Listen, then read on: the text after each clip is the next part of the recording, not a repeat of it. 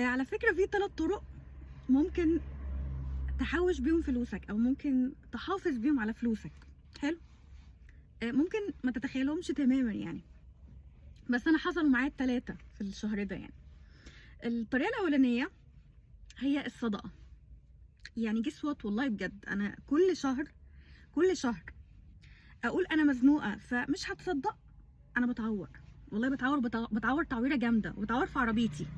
يعني عارف اللي هو إيه، ممكن مثلًا ألاقي لي مثلًا خبطت خبطة، وده اللي حصل يعني. كنت خلاص أنا راكنة، خلاص أنا وصلت للمكان اللي أنا هاخد فيه الكورس. يعني أنا راكنة في ضهر العمارة خلاص، وأنا مبسوطة إن أنا وصلت وكنت متأخرة. فأنا راكنة وبافتح الباب خلاص. يعني هل حد يتوقع إن situation زي ده ممكن تحصل من وراه حادثة؟ ده اللي حصل والله. واحد جاي طاير ما شاء الله دشمل لي الباب.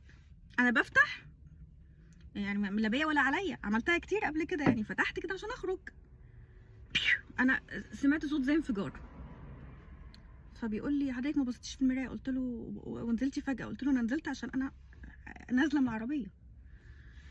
المهم يعني الخبطة دي أثناء الركنة أنا اتكلفت 1000 جنيه، مع إن كان ممكن أتصدق ب50 ولا ب100 ولا 200 جنيه يعني. استخسرتهم، دفعت 1000 جنيه.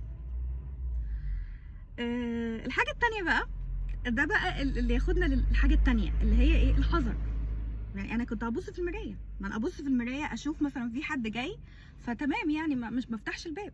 يعني بصّة في المراية كانت هتوفّر عليّا 1000 جنيه.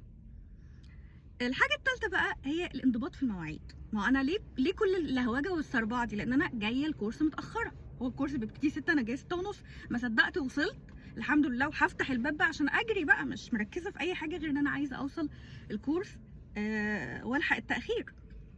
فخلوا بالكم من ال3 حاجات دي: الصدقة والحذر والانضباط في المواعيد. وربنا يعوض علينا إن شاء الله في شهر 5 وخير إن شاء الله. عايزاكم بقى تكتبوا لي بقى في الكومنتات أنت بتحافظ على فلوسك إزاي عمومًا يعني في المطلق يعني.